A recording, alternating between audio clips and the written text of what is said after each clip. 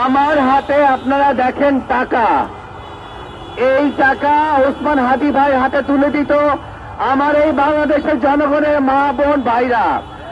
যখন যাদের বক্তৃতা দিচ্ছিল এই মুহূর্তে তখন আমার কিছু মা বোন আমার হাতে টাকা তুলে দিয়েছে। আপনাদেরকে বলতেছি মা বোন ভাইদেরকে, আমাদের টাকা লাগবে না। আপনারা দেখেন এখানে বলা আছে, লেখা আছে, চান্স দিব চুলাই দিব না।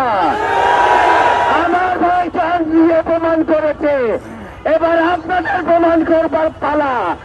এই বাংলায় এই বাংলাদেশপন্থী মানুষদেরকে এই হত্যার বিচার করতেই হবে। আমরা আমাদের খাওয়া নেওয়া সব বন্ধ করব, আজকে প্রতিজ্ঞা করেন।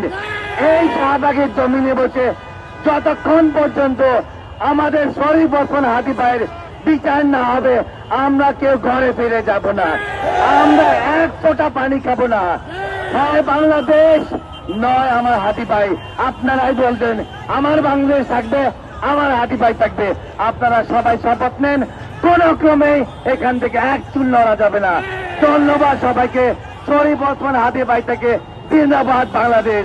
আসসালামু আলাইকুম।